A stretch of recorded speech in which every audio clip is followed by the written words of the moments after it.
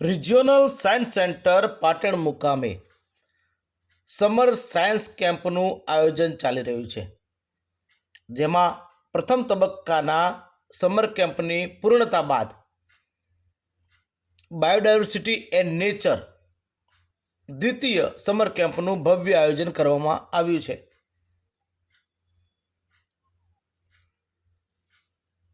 Summer camp અને એમાં પણ સાયન્સ સમર કેમ્પનું આયોજન હોય છે, ત્યારે ખાસ કરીને બાળકોમાં વૈજ્ઞાનિક પદ્ધતિ કેળવાય છે, વૈજ્ઞાનિક વિચારો કેળવાતા હોય છે. ત્યારે પાટણનું રિજિયોનલ સાયન્સ સેન્ટર બાળમાનસમાં વૈજ્ઞાનિક ઢબે વિચારવાની ક્ષમતા વિકસે તે દિશામાં હંમેશા ઉત્તમ પ્રયત્નો કરે છે. જે અનુસંધાને પ્રથમ સાયન્સ સમર કેમ્પ એઆઈ અને રોબોટિક્સની પૂર્ણતા બાદ બાયોડાયવર્સિટી અને નેચર વિષય ઉપર દ્વિતીય સાયન્સ સમર કેમ્પનું ભવ્ય આયોજન ચાલી રહ્યું છે. આપણે બતાવી દઈએ કે હાલમાં સમગ્ર વિશ્વ ગ્લોબલ વોર્મિંગ, પર્યાવરણ ક્ષેત્રે થઈ રહેલી સમસ્યાઓ વગેરે સામે સમગ્ર વિશ્વ ઝઝૂમી રહ્યું છે. ત્યારે ભારત જેવા દેશે આ દિશામાં ચોક્કસથી વિચારવું જ રહ્યું. ત્યારે સમર કેમ્પના આયોજકો દ્વારા આ વિષયને લઈને બાળકોમાં અત્યારથી જ પ્રકૃતિ પ્રત્યે અને પર્યાવરણ પ્રત્યે લાગણી થાય, પ્રેમ થાય અને આ દિશામાં બાળકો નાનપણથી જ વિચારતા થાય અને પ્રકૃતિનું, પર્યાવરણનું સંરક્ષણ કરતા થાય એ દિશામાં પ્રયત્નો કરવામાં એ માટે ખાસ કરીને આ વિશેષ સાયન્સ સમર કેમ્પનું આયોજન કરવામાં આવ્યું હતું. બાળકોને વિવિધ પ્રકારની વનસ્પતિ અને તેના ગુણો વિશે પણ આ સમર કેમ્પમાં ચર્ચા કરવામાં આવી હતી. વિજ્ઞાન અને પ્રકૃતિ આ બંને વિષયોનો સમન્વય કરીને સાયન્સ સેન્ટર પાટણ દ્વારા સુંદર પ્રયત્નો કરવામાં આવી રહ્યા છે, જેમાં બાળકોને વિવિધ પ્રવૃત્તિઓ, એમની મૌલિક અભિવ્યક્તિ વિકસે, લેખન કળા પણ વિકસે, સાથે સાથે એક્સપોઝર વિઝિટ, ખાસ કરીને વિવિધ નર્સરી છે તેની એક્સપોઝર વિઝિટ કરાવી અને લાઈવ બાળકોને ઉદાહરણ પૂરું પાડ્યું છે. બાળકોને વિવિધ વનસ્પતિનું નિદર્શન કરાવવામાં આવ્યું. તો આ પ્રકારની પ્રવૃત્તિથી બાળકોમાં વિશેષમાં પ્રકૃતિ પ્રત્યે તેનું સંરક્ષણ કરવામાં આવે તે ભાવના નાનપણથી જ વિકસે છે. આપણે બતાવી દઈએ કે હાલમાં પર્યાવરણનું જતન કરવું, પર્યાવરણનું સંરક્ષણ કરવું એ દિશામાં ઘણી બધી સંસ્થાઓ કામ કરતી હોય છે, પરંતુ બાળમાનસમાં આ વિષય નાનપણથી જ પ્રેરિત થાય તે દિશામાં રિજિયોનલ સાયન્સ સેન્ટર પાટણ મુકામે વિશેષ આ સમર કેમ્પનું આયોજન થયું છે.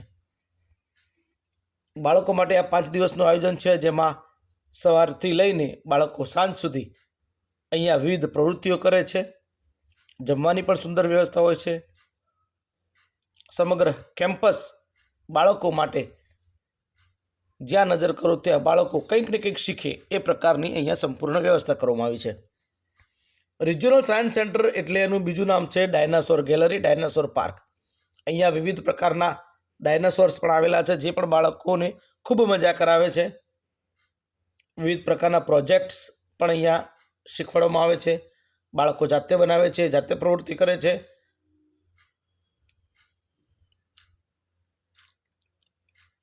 આપ દ્રશ્યમાં જોઈ શકો છો, બાળકો સુંદર મજાની એક કાર બનાવી રહ્યા છે, એની સાથે રમી રહ્યા છે. તો અત્યારથી જ બાળકોમાં વૈજ્ઞાનિક પદ્ધતિ કેળવાય, વૈજ્ઞાનિક બાળમાનસ કેળવાય એ દિશામાં રિજિયોનલ સાયન્સ સેન્ટરના પ્રયત્નોને આપણે બિરદાવીએ છીએ. ભાગ લેનાર તમામ બાળકોને પ્રોત્સાહક ઇનામો પણ આપવામાં આવે છે. ગવર્મેન્ટ એપ્રુવડ સમર કેમ્પ પૂર્ણાવતિ બાદ પ્રમાણપત્ર પણ આપવામાં આવે છે. વાલી સાથે મુલાકાત કરવામાં આવે છે, વાલી બેઠક પણ કરવામાં આવે છે, વાલીઓના સૂચનો પણ લેવામાં આવે છે, ફીડબેક પણ લેવામાં આવે છે. બાળકો સાથે પણ તાદાત્મ્યની ભાવનાથી અહીંનો સ્ટાફ જોડાય છે અને નાનામાં નાની માહિતી તલસ્પર્શી રીતે બાળકોને પીરસવામાં આવે છે. પક્ષીઓના માળા પણ અહીંયા બાળકોએ બનાવ્યા છે. ખાસ કરીને ચકલીના માળા બનાવીને બાળકો અહીંયા હર્ષ પણ વ્યક્ત કર્યો હતો. ખૂબ જ સુંદર માહોલમાં સમર કેમ્પનું ભવ્ય આયોજન કરવામાં આવ્યું હતું. English time, news 24 Patan.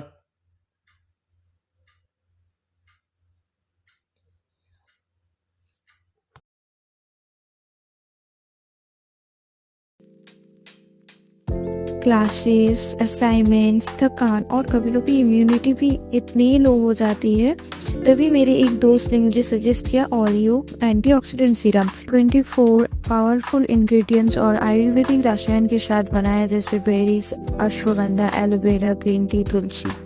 मैंने इसे सुबह खाली पेट लेना शुरू किया और कुछ ही दिनों में एनर्जी लेवल बेटर फील हुआ, इम्यूनिटी स्ट्रांग हुई और बॉडी भी डिटॉक्स होने लगी। और सबसे अच्छी बात, ये नेचुरली मेरे हार्मोन्स को बैलेंस करने में काफ़ी मदद करते हैं। नेचुरल, सेफ और कोई भी साइड इफेक्ट नहीं है। मेरी तो ये सेकंड बॉटल है। आपने अभी तक इसे ट्राई नहीं किया क्या?